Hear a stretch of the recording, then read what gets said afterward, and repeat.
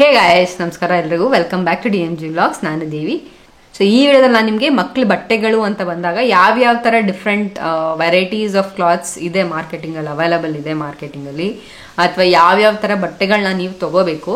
So ಇದು especially ಈ video ಬಂದು 0 to 3 months ಅಥವಾ 0 to 6 months ಅಂತ ಏನು ನ್ಯೂ ಬಾರ್ನ್ ಸ್ಟೇಜ್ ಇದೆ. ಸೊ ಆ ಸ್ಟೇಜ್ ಅವ್ರಿಗೆ ಯಾವ್ಯಾವ ಥರ ಬಟ್ಟೆಗಳು ನೆಸೆಸರಿ ಇದೆ, ಯಾವ್ಯಾವ ಥರ ಬಟ್ಟೆಗಳು ತೊಗೋಬೇಕು, ಮಾರ್ಕೆಟಲ್ಲಿ ಯಾವ್ಯಾವ ಥರ ಬಟ್ಟೆಗಳು ಅವೈಲೇಬಲ್ ಇದೆ, ಮತ್ತು ಆ ಬಟ್ಟೆಗೆ ಯಾವ ಥರ ಬಟ್ಟೆಗಳನ್ನ ತೊಗೋಬಾರ್ದು ಅಥವಾ ಯೂಸ್ ಇಲ್ಲ ಅಂತ ಅನಿಸುತ್ತೆ. ಸೊ ಈ ಥರ ಒಂದಷ್ಟು ಬಟ್ಟೆಗೆ ರಿಲೇಟೆಡ್ ಇನ್ಫಾರ್ಮೇಷನ್ನ ಕೊಡೋಕ್ಕೆ ಟ್ರೈ ಮಾಡ್ತೀನಿ ಈ ವಿಡಿಯೋದಲ್ಲಿ.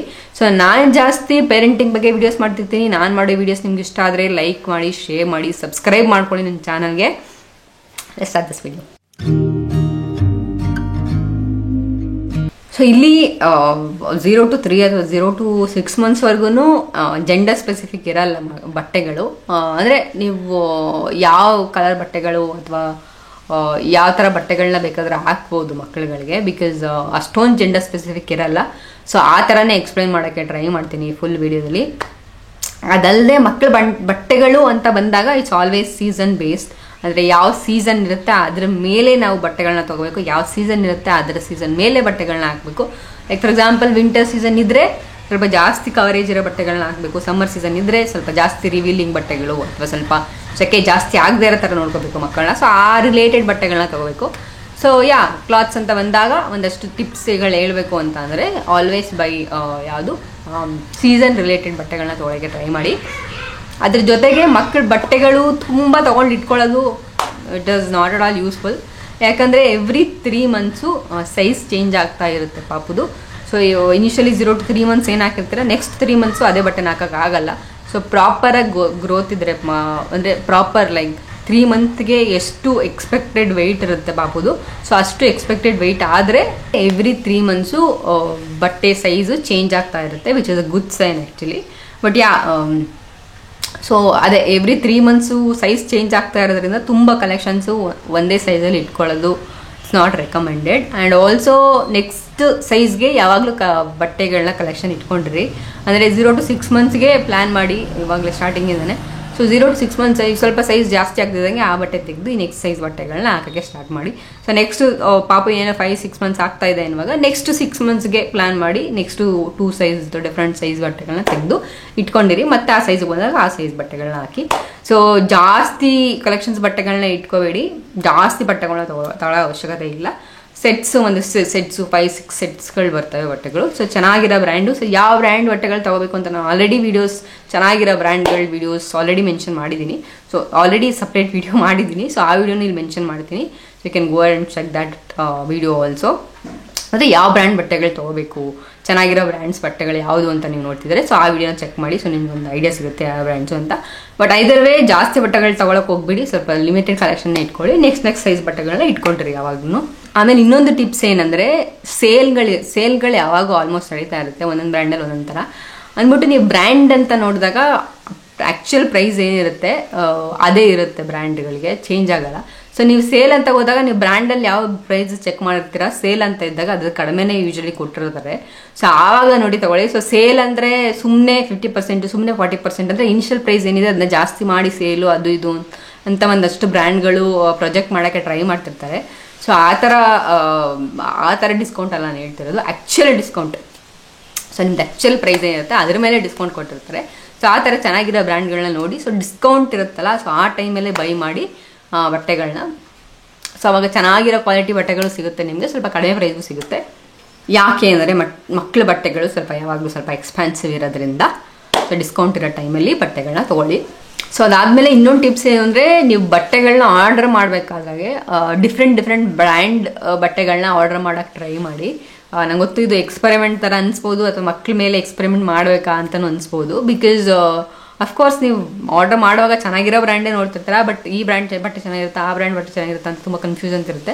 ಸೊ ಅದಕ್ಕೆ ಏನು ಮಾಡಿ, ಯಾವಾಗಲೂ ಮಿಕ್ಸ್ ಆ್ಯಂಡ್ ಮ್ಯಾಚ್ ಬೇರೆ ಬೇರೆ ಬ್ರ್ಯಾಂಡ್ದು ಚೆನ್ನಾಗಿರೋ ಬ್ರ್ಯಾಂಡ್ದೇ ಸ್ವಲ್ಪ ಕ್ವಾಲಿಟಿ ಚೆನ್ನಾಗಿರೋ ಬಟ್ಟೆಗಳನ್ನೇ ಬೇರೆ ಬ್ರ್ಯಾಂಡ್ದು ಟ್ರೈ ಮಾಡ್ತೀರಿ. ಸೊ ಅವಾಗ ನಿಮ್ಗೆ ಗೊತ್ತಾಗುತ್ತೆ ಸೊ ಯಾವ ಬ್ರ್ಯಾಂಡ್ ಬಟ್ಟೆ ಹೆಂಗಿದೆ, ನಮ್ಗೆ ಯಾವ ಥರ ಬಟ್ಟೆ ಬೇಕು ಅಂತ ನಿಮ್ಗೆ ಗೊತ್ತಾಗುತ್ತೆ. ಸೊ ಆವಾಗ ಯು ಕ್ಯಾನ್ ಒಂದು ಬ್ರ್ಯಾಂಡ್ಗೆ ಸ್ಟಿಕ್ ಆಗ್ಬೋದು. ಸೊ ಆ ಬ್ರ್ಯಾಂಡ್ ಬಟ್ಟೆಗಳನ್ನ ನೆಕ್ಸ್ಟ್ ಫ್ಯೂಚರಲ್ಲಿ ತೊಗೊಳಕ್ಕೆ ಹೆಲ್ಪ್ ಆಗುತ್ತೆ ನೀವು ಬೇರೆ ಬ್ರ್ಯಾಂಡ್ಗಳನ್ನ ಟ್ರೈ ಮಾಡೋದ್ರಿಂದ. ಸೊ ನಾನು ಡಿಸ್ಕೌಂಟಲ್ಲಿ ಬಟ್ಟೆ ತೊಗೋಬೇಕು ಅಂತ ಹೇಳಿದ್ನಲ್ಲ, ಸೊ ಹೆಂಗೆ ಡಿಸ್ಕೌಂಟ್ ಅಪ್ಲೈ ಮಾಡೋದು, ಯಾವ ಅಪ್ಲಿಕೇಶನಲ್ಲಿ ಆ್ಯಡ್ ಮಾಡಬೇಕು ಅಂತ ಒಂದು ಡೆಮೋ ವಿಡಿಯೋನ ಎಂಡಲ್ಲಿ ಹಾಕ್ತೀನಿ. ಎಂಡವರೆಗೂ ವಿಡಿಯೋನ ನೋಡಿ. ಸೊ ನಿಮಗೆ ಕೂಪನ್ ಕೋಡ್ ಅಥವಾ ಡಿಸ್ಕೌಂಟ್ ಕೋಡ್ನ ಹೆಂಗೆ ಅಪ್ಲೈ ಮಾಡೋದು ಅಂತ ನಿಮ್ಗೆ ಗೊತ್ತಾಗುತ್ತೆ. ಸೊ ನೆಕ್ಸ್ಟ್ ಬಟ್ಟೆಗಳು ಯಾವಾಗ ಬೇಕಾಗಿರುತ್ತಲ್ಲ, ಸೊ ಆವಾಗ ಮಾತ್ರ ತೊಗೊಳ್ಳಿ. ಸೊ ಸುಮ್ಮನೆ ಎಲ್ಲ ಕಲೆಕ್ಷನ್ಸ್ ಮೇಲೆ ಇನ್ವೆಸ್ಟ್ ಮಾಡಿ ತೊಗೊಳಕ್ಕೆ ಹೋಗ್ಬೇಡಿ, especially ethnic wears. So ethnic wears ಯಾವಾಗ ಬೇಕಾಗಿರುತ್ತೆ ನಿಮಗೆ ಆವಾಗ ಮಾತ್ರ ಬಟ್ಟೆಗಳನ್ನ ತೊಗೊಳ್ಳಿ. ಸೊ ಅದಕ್ಕಿಂತ ಮುಂಚೆ ತೆಗೆದಿಟ್ಕೊಂಡ್ರೆ ನಾನು ಹೇಳ್ದಂಗೆ ಎವ್ರಿ 3 months ಸೈಜ್ ಚೇಂಜ್ ಆಗ್ತಾ ಇರೋದ್ರಿಂದ ಸೊ ಅದ್ರ ಮೇಲೆ ಇನ್ವೆಸ್ಟ್ ಮಾಡಿ ನೀವು ಆ್ಯಕ್ಚುಲಿ ಹಾಕೋ ಟೈಮ್ಗೆ ಸೈಜ್ ಚಿಕ್ಕದಾಗ್ಬೋದು. ಸೊ ಅದಕ್ಕೆ ಏನು ಮಾಡಿ ಎತ್ನಿಕ್ ವೇರ್ಸ್ ಎಸ್ಪೆಷಲಿ ಸೊ ನಿಮ್ಗೆ ಯಾವಾಗ ಬೇಕೋ ಆವಾಗ ಮಾತ್ರ ತೊಗೊಳ್ಳಿ ಬಟ್ಟೆಗಳನ್ನ. ಸೊ ನೀವು ಎತ್ನಿಕ್ ವೇರ್ಸ್ ಅಥವಾ ಒಂದು ಚೆನ್ನಾಗಿರೋ ಬ್ರ್ಯಾಂಡ್ ಬಟ್ಟೆಗಳನ್ನ ಆರ್ಡರ್ ಮಾಡಬೇಕಂದ್ರೆ ಅವ್ರು ಸ್ವಲ್ಪ ಟೈಮ್ ತೊಗೊತಾರೆ. ಸೊ ಎಷ್ಟೊಂದು ಬ್ರ್ಯಾಂಡ್ಸು ನೀವು ಆರ್ಡರ್ ಕೊಟ್ಟಾದಮೇಲೆ ಅವರು ಆರ್ಡರ್ ತೊಗೊಂಡು ಅದಾದಮೇಲೆ ಸ್ಟಿಚ್ ಮಾಡಿ ಅದಾದಮೇಲೆ ಡೆಲಿವರ್ ಮಾಡ್ತಾರೆ. ಸೊ ಈ ಪ್ರೊಸೆಸ್ ಎಲ್ಲ ಆಗೋಕ್ಕೆ ಸ್ವಲ್ಪ ಟೈಮ್ ತೊಗೊಳುತ್ತೆ. ಸೊ ನಿಮಗೆ ಅರ್ಜೆಂಟಾಗಿ ಬಟ್ಟೆ ಬೇಕು ಅಂತಿದ್ರೆ ಸೊ ಸ್ವಲ್ಪ ಮುಂಚೆನೇ ಪ್ಲ್ಯಾನ್ ಮಾಡಿ ಆರ್ಡರ್ ಮಾಡಿಕೊಂಡು ತೊಗೊಳ್ಳಿ ಬಟ್ಟೆನ. ಸೊ ಓಕೆ, ಇವಾಗ ಯಾವ್ಯಾವ ಥರ ಕ್ಯಾಟಗರೀಸ್ ಆಫ್ ಕ್ಲಾತ್ಸ್ ಇದೆ, ಯಾವ ಥರ ಬಟ್ಟೆ ಮೇಲೆ ಇನ್ವೆಸ್ಟ್ ಮಾಡಬೇಕು ಅಥವಾ ತೊಗೋಬೇಕು ಅಂತ ಹೇಳಿದ್ರೆ ಇದು ನನ್ನ ಪರ್ಸ್ನಲ್ ಒಪಿನಿಯನ್ನು. ಸೊ ನನಗೇನು ಸರಿ ಅನಿಸುತ್ತೆ ಅದನ್ನು ನಾನು ಹೇಳ್ತೀನಿ ಯಾವಾಗ್ಲೂ. ಸೊ ನನ್ನ ಕೇಳಿದ್ರೆ ಒನ್ಸೀಸಲ್ಲಿ ಇನ್ವೆಸ್ಟ್ ಮಾಡಿ. ಸೊ ಒನ್ಸೀಸಲ್ಲಿ ಎಷ್ಟೊಂದು ಥರ ಇದೆ, full sleeves, half sleeves, full coverage. So ಈ ಥರ ಬೇರೆ ಬೇರೆ ಥರ ಒನ್ಸೀಸ್ ಬರುತ್ತೆ. ಸೊ ನಾನು ಒನ್ಸೀಸ್ ಹೆಂಗಿರುತ್ತೆ ಅಂತ ಒಂದು ಯಾವ್ದಾರು ಒಂದು ಟೈಪ್ ಇಮೇಜ್ ಆ್ಯಡ್ ಮಾಡೋಕ್ಕೆ ಟ್ರೈ ಮಾಡ್ತೀನಿ. ಇಲ್ಲಿಗೆ ನಿಮ್ಗೊಂದು ಐಡಿಯಾ ಸಿಗುತ್ತೆ. ಸೊ ಬೇಸಿಕಲಿ ಏನು ಅಂದರೆ ಫುಲ್ ಕವರೇಜ್ದು ಒನ್ಸೀಸ್ ಬರುತ್ತೆ. ಸೊ ಸೀಸನ್ ನೋಡಿಕೊಂಡು ನೀವು ಬೇರೆ ಬೇರೆ ಥರ ಒನ್ಸೀಸ್ ತಗೋಬೋದು. ಸೊ ಒನ್ಸೀಸಲ್ಲಿ ಯಾಕೆ ನನಗೆ ಒನ್ಸೀಸ್ ಇಷ್ಟ ಅಂದರೆ ಸೊ ಈ ಟಾಪ್ಸ್ ಅಥವಾ ಟಿ ಶರ್ಟ್ ಹಾಕೋದ್ರಿಂದ ಏನಾಗುತ್ತೆ ಬಟ್ಟೆ ಮೇಲೆ ಬರ್ತಾ ಇರುತ್ತೆ. ಸೊ ಎಸ್ಪೆಷಲಿ ಅವರು ಮಲ್ಕೊಂಡಿರೋದ್ರಿಂದ ಅಥವಾ ಈ 0 to 6 months ಫೇಸ್ ಏನಿದೆ ಯಾವಾಗಲೂ ಪಾಪ ಮಲ್ಗೆ ಇರುತ್ತೆ almost all the time.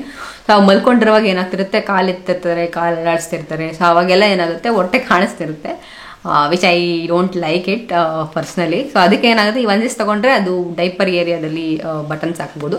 So ಅವಾಗ ಬಟ್ಟೆ ಫುಲ್ಲು ನೀಟಾಗಿ ಕೂತ್ಕೊಂಡಿರುತ್ತೆ ಪಾಪ ಮೇಲೆ. ಸೊ ಅವಾಗ ಎತ್ಕೊಂಡಾಗ ಬಟ್ಟೆ ಮೇಲೆ ಬರೋದು, ಹೊಟ್ಟೆ ಕಾಣಿಸೋದು ಅಥವಾ ಪಾಪಕ್ಕೆ ಡಿಸ್ಕಂಫರ್ಟ್ ಆಗೋದು ಸೊ ಅದೆಲ್ಲ ಅನ್ಸಲ್ಲ. ಸೊ ಅದಕ್ಕೆ ನನಗೆ ಪರ್ಸ್ನಲಿ ಒನ್ಸೀಸ್ ಇಷ್ಟ. ಸೊ ಓನ್ಲಿ ಡಿಸ್ಅಡ್ವಾಂಟೇಜ್ ಆಫ್ ಒನ್ಸೀಸ್ ಏನು ಅಂದರೆ ಡೈಪರ್ ಫ್ರೀ ಟೈಮ್ ಏನು ಕೊಡ್ತಿರ್ತೀರಲ್ಲ, ಸೊ ಆವಾಗ ಸ್ವಲ್ಪ ಬಟ್ಟೆಗಳ ಮೇಲೆ ಬಟ್ಟೆ ಎತ್ತಿ ಕೊಡಬೇಕು. ಯಾಕಂದರೆ ಆ ಬಟ್ಟೆ ಟ್ಯಾವ್ ಆಗೋದು ಅಥವಾ ಪಾಟಿ ಸ್ವಲ್ಪ ಆಗೋದು ಅದೆಲ್ಲ ಚಾನ್ಸಸ್ ಇರುತ್ತೆ. But which is okay for me. ಆ ಥರ ಆದಾಗ ನಾನು ಚೇಂಜ್ ಮಾಡಿಬಿಡ್ತೀನಿ, ಬೇರೆ ಬಟ್ಟೆ ಹಾಕ್ತೀನಿ ಅಷ್ಟೇ.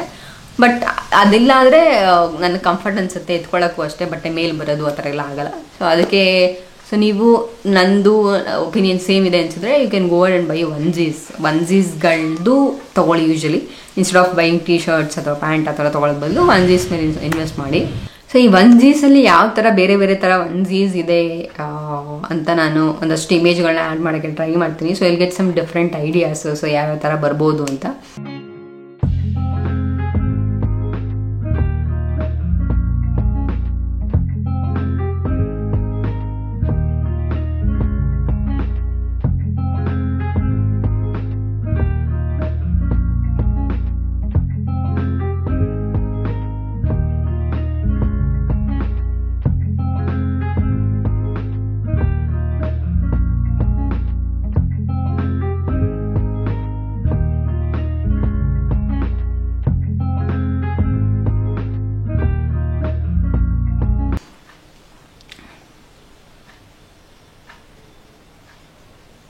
ಸೊ ಅದಾದಮೇಲೆ ನ್ಯಾಪೀಸ್ನ ತೊಗೊಳ್ಳಿ. ಡೈಪರ್ ಫ್ರೀ ಟೈಮ್ ಕೊಡೋವಾಗ ನ್ಯಾಪೀಸ್ ಯೂಸ್ ಮಾಡ್ಬೋದು, ಹೆಲ್ಪ್ ಆಗುತ್ತೆ. ಸೊ ನ್ಯಾಪೀಸ್ ತೊಗೊಳ್ಳಿ. ಅದಾದಮೇಲೆ ಡೈಪರ್, ಅಫ್ಕೋರ್ಸ್ ಡೈಪರ್ ಹಾಕಬೇಕು ಪಾಪಗೆ ರಾತ್ರಿ ಮಲ್ಕೊಳ್ಳೋವಾಗ ಅಟ್ಲೀಸ್ಟು. ಸೊ ಡೈಪರ್ಸ್ಗಳು ತೊಗೊಳ್ಳಿ. ಅದಾದಮೇಲೆ ಯಾವುದು ತೊಗೋಬಾರ್ದು, ಯಾವ ಟೈಮಲ್ಲಿ ಇನ್ವೆಸ್ಟ್ ಮಾಡಬಾರ್ದು ಅಂತ ನೋಡಿದ್ರೆ ಈ ಬೂಟೀಸು ಮತ್ತು ಮಿಟನ್ಸು ಅಂತೆಲ್ಲ ಬರುತ್ತಲ್ಲ, ಸೊ ಅದ್ರ ಮೇಲೆ ಅದೆಲ್ಲ ತೊಗೊಳಕ್ಕೆ ಹೋಗಬೇಡಿ. ಸೊ ನನಗೆ ಪರ್ಸ್ನಲಿ ಯೂಸ್ ಅನಿಸಿಲ್ಲ ಅಷ್ಟೊಂದು. ಬಿಕಾಸ್ ಕೈಯಲ್ಲಿ ನಿಂತ್ಕೊಳ್ಳೋದೇ ಇಲ್ಲ ಗುರು, ಅದು ಕೈ ಅಳ್ಳಾಡಿಸಿದಾಗ ಕಾಲು ಅಳ್ಳಾಡಿಸಿದಾಗ ಬಿದೋಗ್ತಾನೆ ಇರುತ್ತದು. ಸೊ ಏನು ನನಗೆ ಅಷ್ಟೊಂದು ಯೂಸ್ ಅನಿಸ್ತಿಲ್ಲ. ಸೊ ಅದ್ರ ಬದಲು ಫುಲ್ ಒನ್ಸಿ ತೊಗೊಳ್ಳಿ. ಸೊ ಕೈಯು ಕವರ್ ಆಗುತ್ತೆ, ಕಾಲು ಕವರ್ ಆಗೋ ಥರ ಒನ್ಸೀಸ್ ಬರುತ್ತೆ. ಸೊ ಆ ಥರದ ಒನ್ಸೀಸ್ ತೊಗೊಂಡ್ರೆ ಈ ಪರ್ಪಸ್ಸು ಏನಿದೆ, ಇನ್ಸ್ಟೆಡ್ ಆಫ್ ಎಕ್ಸ್ಟ್ರಾ ಈ ಮಿಟನ್ಸು ಮತ್ತು ಬುಟೀಸ್ ಮೇಲೆ ಇನ್ವೆಸ್ಟ್ ಮಾಡೋದು ಬದಲು ಸೊ ಈ ಥರ ಫುಲ್ ಒನ್ಸೀಸ್ ತೊಗೊಂಡ್ರೆ ಸಾಕು ಅಂತ ಅನಿಸುತ್ತೆ. ಅದಾದಮೇಲೆ ಚಿಕ್ಕ ಮಕ್ಕಳಿದ್ದಾಗ ಅಥವಾ ಈ 0 to 6 months ಏನು ಏಜ್ ಇರುತ್ತೆ, ಸೊ ಆ ಮಕ್ಕಳುಗಳಿಗೆ ನೀವು ಎಕ್ಸ್ಟ್ರಾ ಶೂಸ್ಗಳು ತೊಗೊಳ್ಳೋದು, ಸ್ಲಿಪ್ಪರ್ಗಳು ತೊಗೊಳೋದು ಅವಶ್ಯಕತೆ ಇಲ್ಲ. ಸೊ ಅದನ್ನೆಲ್ಲ ಏನು ತೊಗೊಳಕ್ಕೆ ಹೋಗಬೇಡಿ. ಸೊ ಅಟ್ಲೀಸ್ಟ್ ಮಕ್ಕಳು ನಡೆಯೋ ಥರ ಆಗ್ತಾರಲ್ಲ, ಸೊ ಆವಾಗ ಮಾತ್ರ ಈ ಸ್ಲಿಪ್ಪರ್ಸು ಅಥವಾ ಶೂಸ್ಗಳ ಮೇಲೆ ಇನ್ವೆಸ್ಟ್ ಮಾಡಿ. ಸೊ ಅಲ್ಲಿವರೆಗೂ ಅವಶ್ಯಕತೆ ಇಲ್ಲ. ಸೊ ಸೊ ಸಾಕ್ಸ್ ಹಾಕಿ ಸಾಕು. ಸೊ ಸ್ವಲ್ಪ ಬೆಚ್ಚಗಿಡಕ್ಕೆ ಹೆಲ್ಪ್ ಮಾಡುತ್ತೆ. ಸೊ ಈ ಬೂಟೀಸು ಅದ್ರ ಬದಲು ತೊಗೊಳ್ಳೋ ಬದಲು socks hockey, proper socks. So that will help. So ಅದಾದಮೇಲೆ ಯಾವ ಬಟ್ಟೆ ತೊಗೋಬಾರ್ದು ಅಂತ ಬಂದರೆ ಇನ್ನೊಂದು ಸ್ಲೀಪಿಂಗ್ ಬ್ಯಾಗು. ಸೊ ಆ ಸ್ಲೀಪಿಂಗ್ ಬ್ಯಾಗ್ ಹೆಂಗಿರುತ್ತೆ ಅಂತ ನೀವು ಈಜಿಯಲ್ಲಿ ಆ್ಯಡ್ ಮಾಡ್ತೀನಿ. ಸೊ ಆ ಸ್ಲೀಪ್ ಬ್ಯಾಗು ಅಷ್ಟೇ. ಸೊ ನಾನು ಇಂಟೆನ್ಷನ್ ಅಂದ್ಕೊಂಡಿದ್ದು, ಸೊ ಈ ರ್ಯಾಪ್ ಮಾಡ್ತೀವಲ್ಲ ಪಾಪುನ, ಸೊ ಆ ರ್ಯಾಪ್ ನೀಟಾಗಿ ಮಾಡಿಸ್ಕೊಂಡಿಲ್ಲ ಅಂದರೆ ಅಥವಾ ಅದು ಯಾವಾಗಲೂ ಕಳ್ಕೊತಾ ಇರುತ್ತೆ ಬಟ್ಟೆ. ಸೊ ಅದ್ರ ಬದಲು ಈ ಥರ ಸ್ಲೀಪಿಂಗ್ ಬ್ಯಾಗ್ ಹಾಕಿ ಜಿಪ್ ಹಾಕ್ಬಿಟ್ರೆ ನೀಟಾಗಿ ಮಲ್ಕೊಳ್ಳುತ್ತೆ ಅಂತ ಇಂಟೆನ್ಷನಿಂದ ನಾನು ತೊಗೊಂಡಿದ್ದು. ಒಂದು 3-4 ತೆಗೆದಿಟ್ಕೊಂಡಿದ್ದೀನಿ.